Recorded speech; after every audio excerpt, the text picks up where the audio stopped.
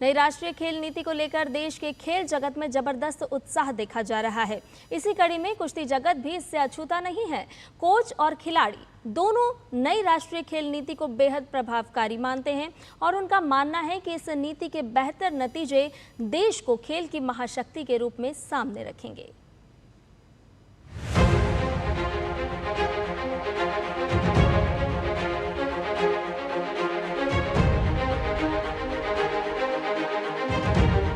पिछले कुछ समय के दरमियान देश में खेल की एक नई क्रांति देखने को मिली है। चाहे अंतर्राष्ट्रीय स्तर के आयोजन की बात हो या बात विश्व पटल पर भारतीय खिलाड़ियों के छा जाने की, ऐसी तमाम बातों ने न केवल रफ्तार पकड़ी है बल्कि देश में खेल की दिशा को एक नई गति भी दी है। अब इस कड़ी में सरकार की ओर से भी बड़ा कदम देखने को मिला है।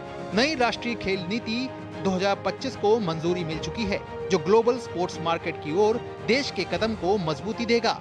नई खेल नीति को लेकर कुश्ती जगत भी बेहद उत्साहित है। राष्ट्रीय महिला टीम के कोच वीरेंद्र दहिया मानते हैं कि सरकार का ये कदम देश में खेल को एक नई ऊंचाई देगा। स्पोर्ट्स भी हर बच्चे के लिए ए ग्रेड पे, बी ग्रेड पे एंड मैट्रिक तक हर बच्चे के लिए कंपलसरी है और इंडिया में ये होगा तो सबसे बड़ी बात है। हमारे भी आने वाले ओलंपिक में, एशियन गेम में और कॉमनवेल्थ में मेडल टैली में फ़र्क पड़ेगा।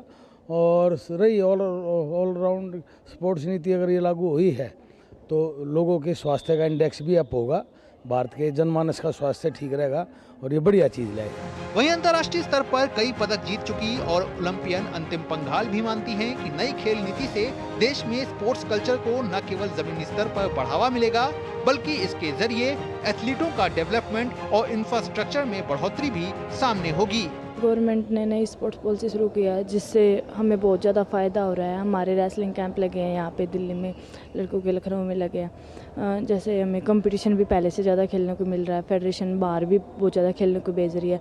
मतलब जो छोटे बच्चे हैं उनको भी बहुत ज़्यादा कंपटीशन खेलने को मिल रहे हैं, जिससे हमारा हौसला बहुत ज़्यादा अप हो रहा है। दरअसल नई खेल नीति बेहद मजबूत आधार पर सामने है। स्पोर्ट्स प्रोग्राम को गांवों तक पहुंचाना और उन्हें मजबूत करना, जिससे कि बच्चों के टैलेंट को शुरुआती स्तर पर पहचान कर उन्हें बड़े प्लेटफॉर्म के लिए तैयार किया जाए। कंपटीशन और छोटी लीग को प्रमोट करना ताकि गांवों और शहरों दोनों जगह स्पोर्ट्स इंफ्रास्ट्रक्चर को बढ़ावा मिले।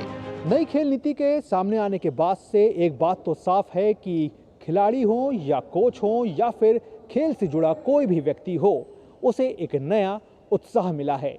साथ ही साथ वो इस बात को भी समझ रहा है कि इस नई खेल नीति की चमक जो है वो अंतर्राष्ट्रीय स्तर पर नए खिलाड़ियों को न केवल सामने रखेगी बल्कि देश का मान बढ़ाने में भी कहीं ना कहीं आगे रहेगी। कैमरामैन आशीष के साथ मैं गौरव कुमार, डीडी न्यूज़, दिल्ली।